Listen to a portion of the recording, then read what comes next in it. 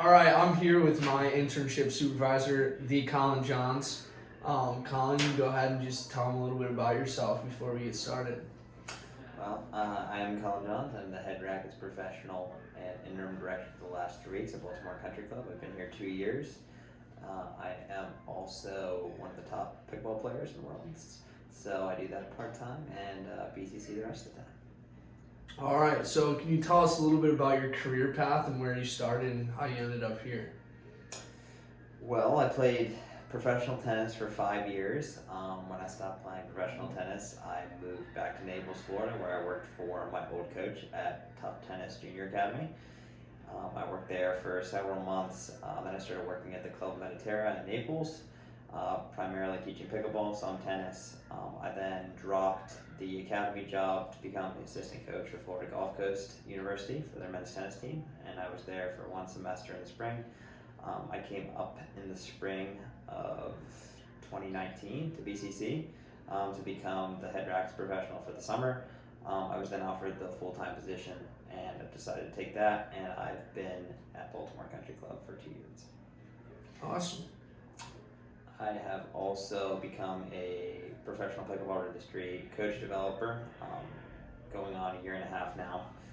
So I certify coaches around the country, write some columns for them, so that has assisted my development in pickleball.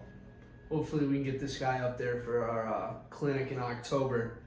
So if you could change one thing about your career, what would you change?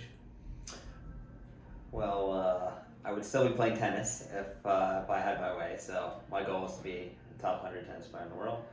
That didn't work out, but I feel like I've been ready to move on to the next thing at the right times, and I've been lucky enough to have success while that's been going on. Yeah, absolutely. And now you're top three pickleball player in the world. So still in the racket sports realm. What would you say you enjoy the most about your job, and what do you dislike the most about your job? It's always great when you have certain students that you like to work with where you wish you had more time with them. So you certainly don't have an abundance of those lessons, but of those lessons you have, I certainly enjoy those the most. Also, being able to innovate in the pickleball industry because it's so new is very enjoyable. And probably the thing that I dislike the most, and you'll laugh about this, is probably the disturbing of the peace in the morning of the leaf blowers and the lawn crew. That just really grinds my gears. That's my favorite part. So what's the most challenging aspects of being the interim director, and how did you overcome that?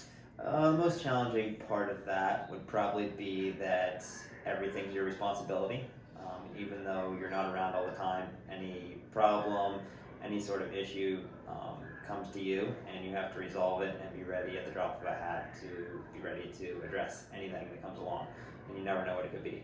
So really trying to balance that while still balancing the stress of having that all the time was probably the biggest adjustment.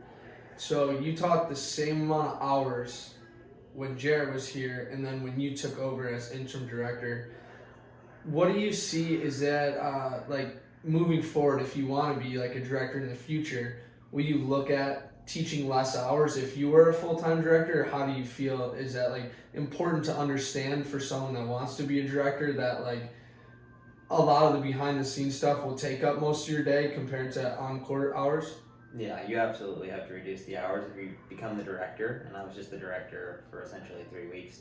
And I already cut back a little bit on my teaching, where sometimes I would have to turn down lessons to know that I had admin work in the office or just responsibilities of cleaning up problems or whatever it is. So you certainly have to cut back and be responsible for a lot of other things, and that means not being on the court quite as much.